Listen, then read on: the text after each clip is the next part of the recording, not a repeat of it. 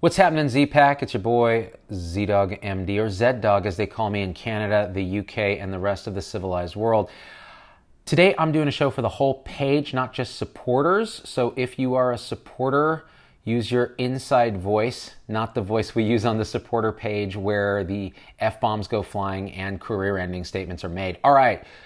Today, I want to talk about something that one of the fans sent me. It's a Reddit post by a female nurse in Pennsylvania who posted it on the r/legal advice Reddit. Hi, Cynthia. What up, supporter Cynthia? And it is entitled, I hit one of my patients tonight. And I think this is an important story that we should all listen to because it gets to the heart of the hashtag silentnomore, the whole idea that frontline healthcare workers are being assaulted. Thank you for the stars, Sarah. That's a nice tip. We're being assaulted with very little support, usually often a management statement of this is what you signed up for, this is what you're paid for to take this kind of abuse. And then when something goes wrong, we're kind of left to fend for ourselves. But what can we do? What are some ins and outs of this? So let's read this story, okay? I'm going to read her words. Tonight, I assaulted a patient of mine. I'm an RN in Pennsylvania. Okay, now, first of all, she shouldn't have said that because that's not really what this is, in my opinion, but take a look. I had to do care for a known, but think why she might say that. She's a nurse. Nurses care about people. They're taking care of patients. So if something like this happens, she's going to feel terrible. All right, let's read this. I had to do care for a known violent patient who had attacked several nurses in the past. I had to draw his blood and change him because he was covered in urine. I brought a male nurse in with me. While drawing his blood, the male nurse was holding him down and he was still punching and kicking and threatening us. I told the male nurse, my superior, by the way, that we needed to stop or get more help, but he refused and said we had to get him changed. Okay. Here we are. Now, we finally got the blood and we're trying to take his clothes off and get a clean brief and gown on him. Then he grabbed my arm so hard, he left bruises and started kicking me and threatening to piss on my face. Some people pay for that, but not in healthcare when you're being attacked. I panicked. I don't know what else to say, but I hit him in the nuts because it was the closest part to me. He let me go and we finished changing him. Wow. I mean, already it's like, holy shit, right? In my defense, I say it was self-defense, and the male nurse with me said it was okay afterwards. He suggested I, quote, take a walk and have a cigarette. That's highly appropriate in healthcare. You're not even a respiratory therapist. I mean, we all know only the respiratory therapists go out and have cigarettes. Then when I was outside, he called the supervisor, who then called our director of nursing. Oh my God. Okay. As soon as I got back inside, I was told I had to leave and was escorted from the building. I was told that what I did was unacceptable and there would be a hearing with HR. Ooh, Vader's been in those hearings. I'll tell you that much. Can they seek legal actions against me? I don't even care at this point if they fire me. I just don't want to lose my license. If I lose my nursing license, I'm $50,000 in debt with student loans and have no way to provide for my family. I don't know what I should do next. Now, she put an update on here, but first I want to stop and talk to you guys about this. Okay, how many people might have been in a similar situation where they're being attacked by a patient and their instinct is to defend themselves? How do we teach women to defend themselves when men attack them? You punch square in the nuts, right? This person did what they're conditioned and instinctually driven to do, which is defend themselves. Now, here's how I see this situation. This female nurse was placed in a position of risk by a male superior. She complained and asked for more help and was denied. When the patient grabbed her and started kicking and punching, she did what most people ought to instinctively do, and that's defend themselves. Is that correct in this setting? Well, we can argue about that because we have a vulnerable patient who's not in their right mind. It turns out later it was clear in her comments that, this is not a patient who's doing this volitionally, but is demented or what have you. And is now, has this event happen. The male superior then, of course, reports, as it's probably appropriate to report these events, right? And the next thing you know, she's in trouble. She's escorted off the property and is now terrified that all her hard work, her loans, and everything are at risk because if she loses her nursing license, she can't practice. So this is pretty terrifying. Now, Cecilia Armstrong pretty much nailed it. Get a lawyer from nursing insurance. Now, I don't know how nursing insurance works, but get a lawyer is probably the first thing you should do. She went to the Reddit legal advice. You need real legal advice.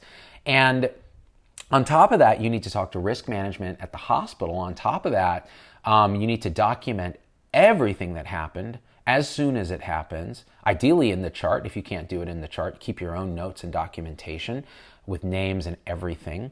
Look, Aaron Dunn says it. Would someone be held to the same standard in a different profession? No. If you were a postal worker and someone hit you and you punched them in the nuts, you'd be held up as a hero of self-defense, right? Now, again, the people who are hitting you aren't necessarily demented patients in a hospital that are known problems. Here's my take. It's not about having to self-defense. It should never have gotten to that point.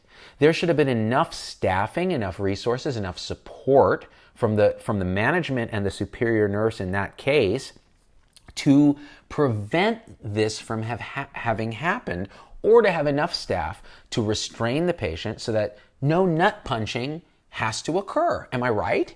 There should never have been a situation where this was conducive to this happening. That's the problem. Now, let's be honest. Our hospitals are now full of the most acute, sick, combative patients. The acuity level in hospitals have gone through the roof because now we're managing so much stuff as an outpatient. So in general, nursing acuity has gone sky high in inpatient facilities. And so as a result, we're putting everybody in a crucible, asking them to do more and more with less and less, right? We did this show the other day about using a telehealth solution to try to offload some of that, but that alone isn't an answer. You need appropriate staffing. You need appropriate training of the staff. You need appropriate security. You need appropriate guidelines, training, resources, tools, and autonomy so people can keep themselves safe in healthcare scenarios. And you need a zero tolerance policy and litigation, criminal litigation, when a patient in their right mind or a patient's family attacks healthcare staff. We've talked about this again and again and again. You should not have to punch a patient in the nuts. But if you do, what happens? Let's read on. So here's her update. HR called me with the DON and the lady who hired me, who is a legal nurse now. They said they're definitely not pressing charges as far as police go, and that will not be an issue. Thank God you're not going to jail. Jesus. They also said that their lawyer told them that this may not even be a board reportable offense. The HR lady said she honestly didn't think it was reportable, but that she was still waiting to hear back from corporate's risk management team, and that they will let me know more tomorrow. I told them I was assaulted and reacted out of reflex and self-preservation. They said that the patient's wife was sympathetic and sorry that he hurt me. So that tells you something about the general behavior of the patient. Doesn't excuse hitting a patient, but there's a self-defense argument here, right? They said that, I told them I had multiple photographs of the bruising on my arm and that I showed my arm immediately after to the other staff. That seemed to make them hesitate a bit. They said they will contact me again tomorrow to let me know where they were, and until then I'm suspended without pay. They said this is something that they've never had to deal with before and wanted to make sure they took the correct steps. Oh, I bet others have had to deal with it. And I wonder even if they've had to deal with it before. At this point, I hope they just fire me and leave the boards out of things. I can find another job farther away from confused and violent people. Maybe a nice doctor's office job, or maybe a change to telenursing. I definitely do not ever want to have to see or work with that male nurse again. Okay, so here. Now we have a situation where this nurse is traumatized, where she's now afraid to do bedside stuff, where she's clearly frustrated and scared and doesn't know what to do. And how was this all set up? Probably by the superior in the room who did not listen to the concerns of this nurse. And she's asking for more help. He's saying no. When something goes wrong, instead of taking responsibility, this is what happens. Now, yes, it has to go through risk management. I'm very happy that the patient's wife was notified and they didn't try to cover this up, because that would have been a disaster and unethical and immoral.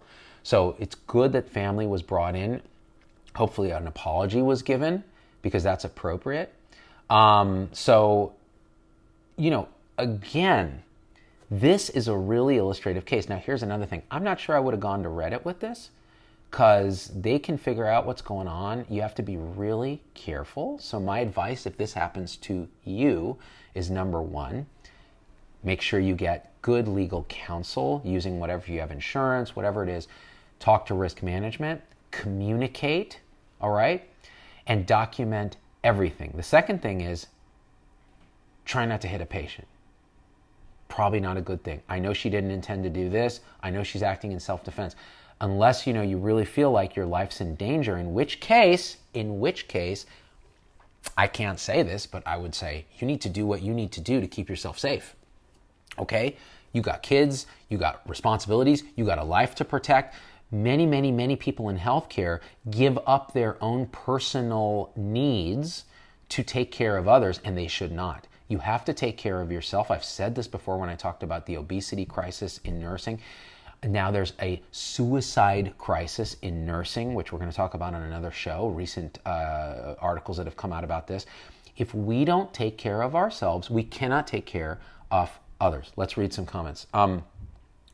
The administration is responsible for mitigating things, yes, but they're also responsible for supporting their staff. Aaron Dunn. Exactly. Now let me pull up your comments on the iPad so I can see them better, because this little phone is a little difficult. Meanwhile, I'll read that. So unfair. I'm sorry she's having to go through this. Lori Corralt, who's a supporter. By the way, if you're not a supporter, you suck. All the best conversations we have are on the supporter page. It's $4.99 a month, dude. It's not that hard, and it clears out all the riffraff. There's no anti-vaxxers, there's no garbage, and we can talk hella smack. So usually I'm going live there, because the main page can get to be a zoo with the anti-vaxxers and the crazy people that show up and the buttholes. Recent case in Australia, a guy high on God knows what, proper assaults of paramedic, 18 months community service. Fuck that to the moon, Melinda Cannell. I'm with you on all of that. I will never allow myself to be trapped and beaten by a demented patient again. It ruined my life. I'm still working, and I will stand up and defend myself and others in this situation. Suzanne Tillotson. And it's hard to argue with you, Suzanne, but you should have been never put in a position like that in the first place. Very hard. It's very hard. With patients that aren't in their right mind, with psychiatric patients, we need better resources, better training, better support. But the patients themselves are going to do crazy shit, because that's part of the disease process. It doesn't mean you condone it, but it means that we have to have some compassion. These people are also not in their right mind. And it can be a unique form of suffering for them to be in a position where they feel like they have to attack, right? Why is that going on? And again, I'm not trying to lessen anybody's suffering in this. I'm saying the patient is suffering too. Thank you for the stars, Monika Thompson. For those who don't know, you can send these little stars. It's a way to support the show. I deeply appreciate it. Sandra Bradfield says, who sent stars, it's a big concern on our psych unit. Thankfully, we have staff who do their best to avoid confrontation. And there's de-escalation, and there's awareness, and there's ways to deal with that. They're not perfect, but we at least have to provide our staff with that. My wife recently had to go through that training at the VA, because she's credentialed at the VA, even as a radiologist, and said it was actually very useful, the de-escalation training that they had. Thanks for the stars, Brittany Stone. Let's see. Eric Kincaid Sharp says, that's why I always carry a lightsaber. No one is going to mess with me. I'm with you on that, and so is Lord Vader. We don't get paid enough for what we deal with, Jody Wilson. That I agree with. No one gets paid enough to deal with that shit. I have PTSD, and I've been through a lot of therapy to get me back to work after some close calls as a sitter in the past. Nancy Cardoza. It can be scary, and the long-lasting trauma from that can be real. So, listen, I think what I want you guys to do, if you can't become a supporter and support the show that way, is I want you to share this video with anyone you can. And what it does is it's going to raise awareness, because here's the thing. When individuals, I get a lot of messages, hey, Z, what can I do? This happened to me at work. I feel like I have no voice. Get your homies, your colleagues to stand with you and speak with one voice. When one individual in a hierarchical organization where it's a top-down power structure speaks up, they get beaten down. When everybody speaks up, the people above have no choice but to listen. One way to speak up is to do the simple act of sharing a video like this and saying, I agree with what he's saying. We should all stand together and say we need better tools, resources, and autonomy to deal with this. We need to deal with violence against healthcare providers in a effective, aggressive, and supportive way, and we haven't done that so far because we're all struggling, right? So that being said, thanks to all my supporters, thanks to people who sent stars, and we out. Peace.